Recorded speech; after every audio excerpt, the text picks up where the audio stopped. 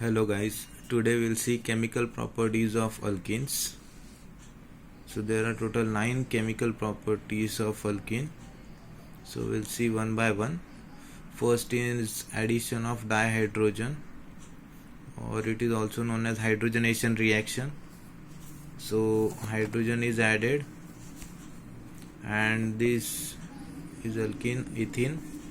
So double bond, one will be sigma and another will be pi bond.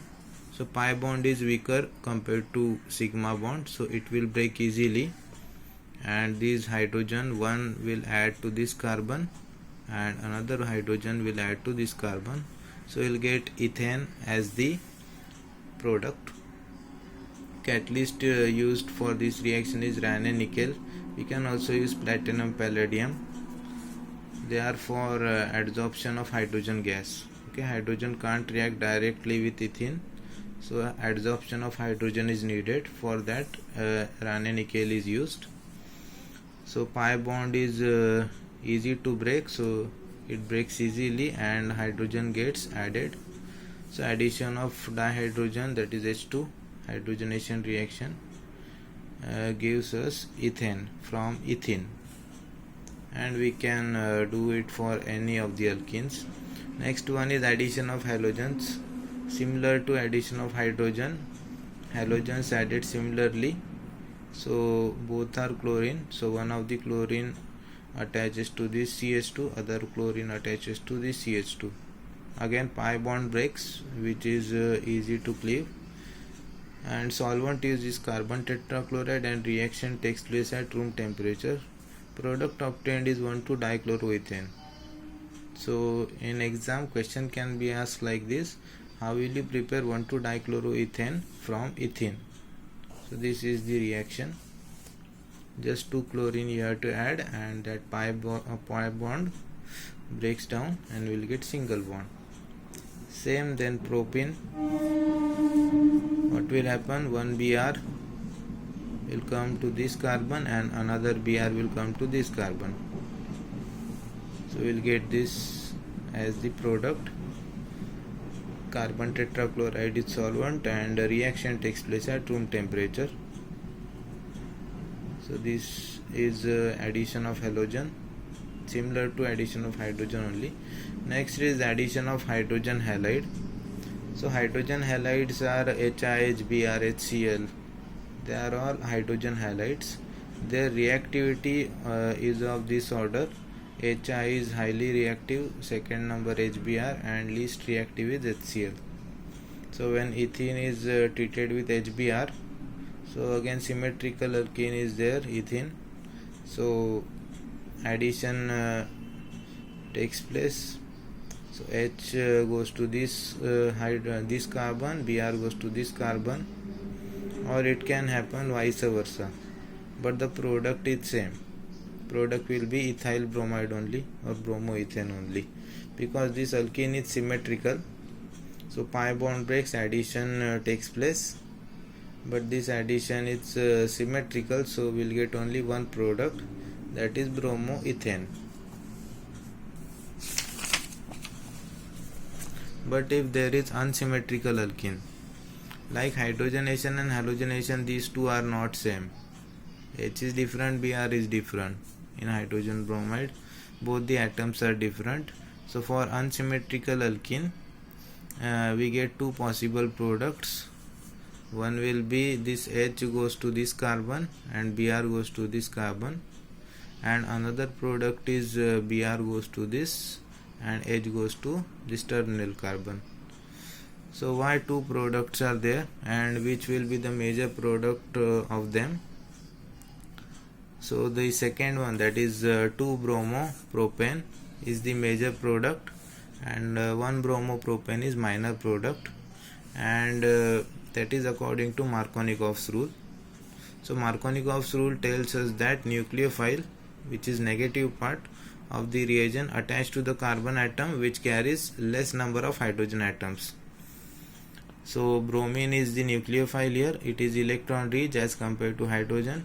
So bromine is attached to that carbon which is having less number of hydrogen. and we will compare carbons which are forming double bonds. So these two carbons only forming double bonds, so we will compare between these two only. Okay, this will not participate in the reaction. So Br goes to the carbon which is having a less number of hydrogen, only one hydrogen is there, and hydrogen goes to this carbon which is having two hydrogen atoms already.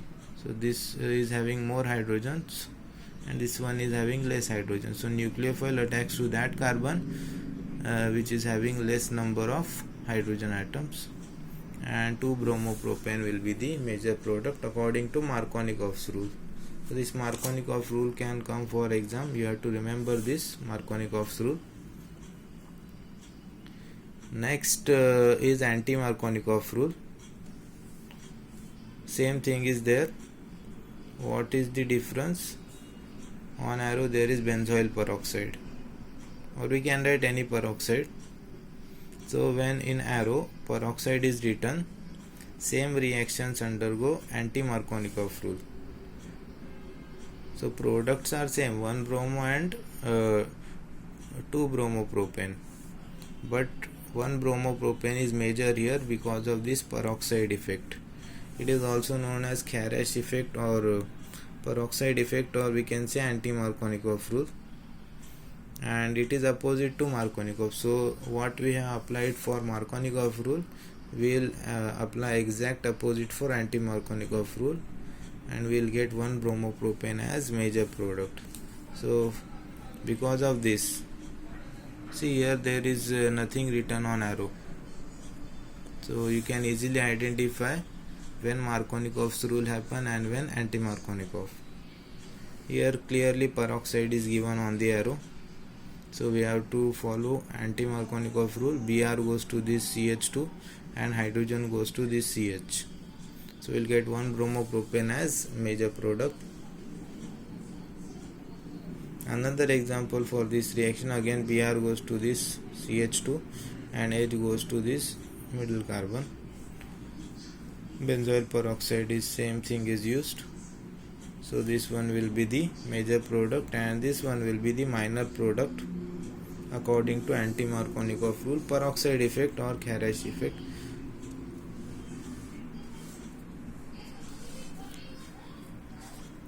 So this is about addition of hydrohalogenation reaction. Again pi bond breaks. And now fourth type of chemical reaction of alkene is addition of sulfuric acid. Formula of sulfuric acid is H2SO4, and here it is written in this fashion. So we can say this part of sulfuric acid is minus and this part of sulfuric acid is plus. So we know that oxygen is more electronegative than hydrogen, so oxygen is having negative part and hydrogen is having positive part.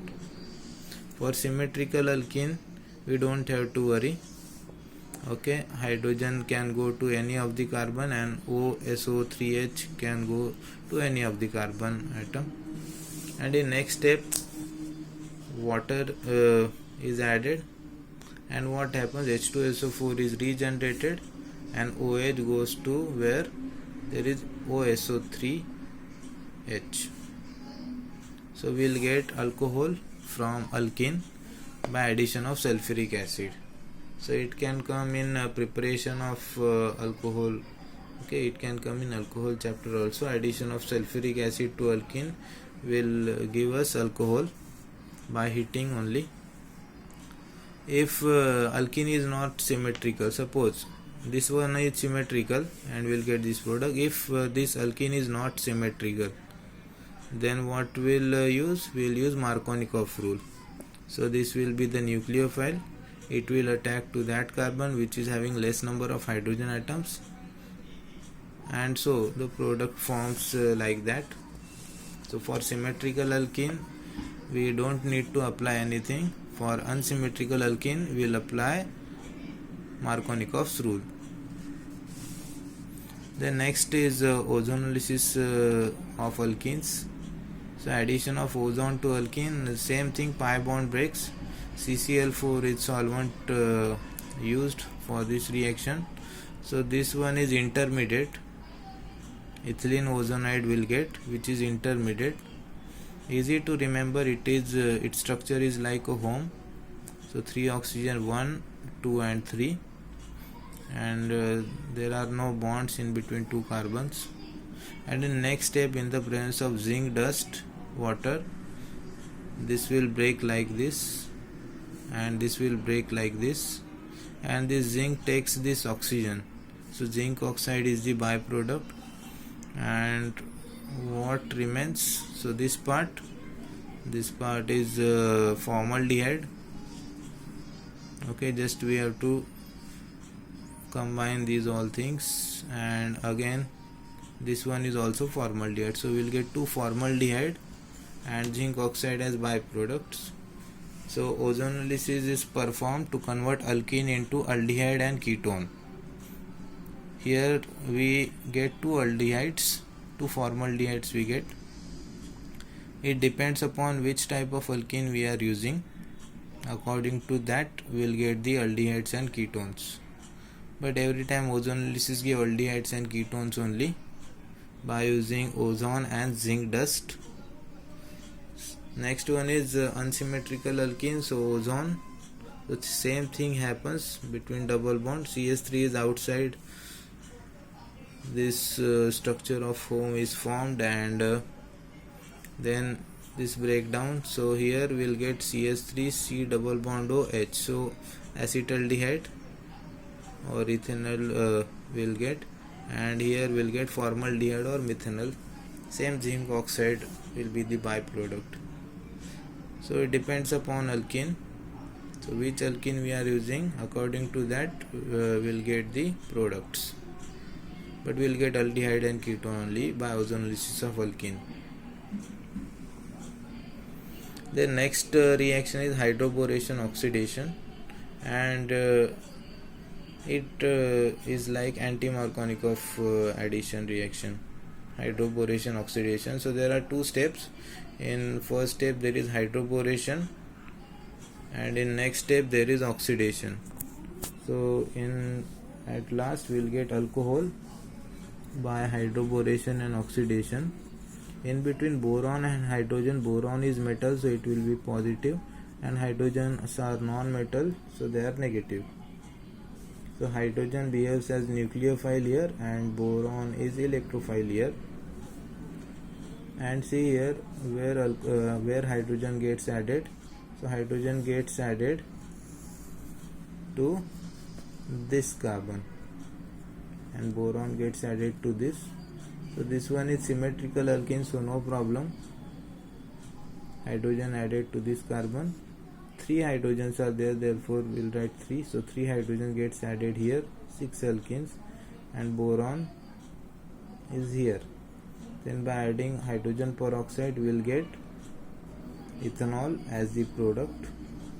So from ethene we can prepare ethanol by hydroboration oxidation reaction, and boric acid is the byproduct. THF is used as solvent, tetrahydrofuran.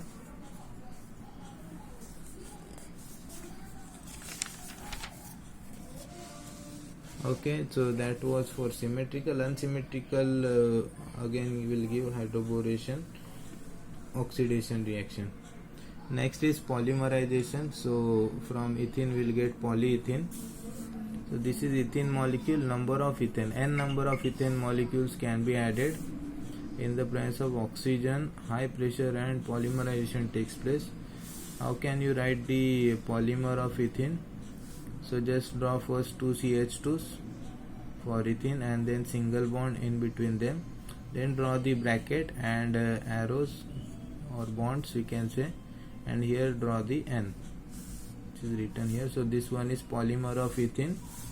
It is polyethene. Polyethene is nothing but plastic only, plastic bags which we are using. So it is formed by ethene. Next one is hydroxylation. Hydroxylation is addition of OH. So 2 OH are added. One is from this water molecule and one is from this oxygen. So both the OH gets added. Alkaline KMnO4 is used for this reaction. Potassium permanganate is KMnO4. Its color is purple one. So during this reaction, the purple color of KMnO4 disappears. It is used to detect presence of double bond in a compound. This is known as Bayer's test. So when we reduce this alkene to alcohol, the purple color of potassium permanganate gets disappears, and then we can predict by this that the compound is having double bond. This is known as Bayer's test. So unsaturated compounds can be determined by Bayer's test using alkaline KMnO4. Hydroxylation takes place. And then next one is oxidation reaction. So oxidation is addition of oxygen, and we'll get acid and CO2 for this propene, and for this molecule we'll get acetic acid and propane 2-on. So it depends what are the reactants. KMnO4 is very strong oxidizing agent, and depending upon the reactants we'll get the product can be acid, product can be acid, carbon dioxide, or ketone. That depends upon the reaction only. So this is how alkene reacts with various reagents. Okay, first three we have seen are addition reactions. First is hydrogenation, H2, then next one is halogenation, Cl2, Br2, I2. Next one is hydrohalogenation, HBr, HI, HCl. In that we have seen Markovnikov rule and anti-Markovnikov rule. Next one is addition of sulfuric acid, that is H2SO4, and next again water is added. So final we'll get alcohol as the product. After that we have seen ozonolysis, we'll get aldehydes and ketones from alkene. Then next one is hydroboration oxidation. So first step is hydroboration. Next step by using peroxide we'll get oxidized product, that is alcohol. So alkene to alcohol we'll get by hydroboration oxidation. It is anti-Markovnikov product.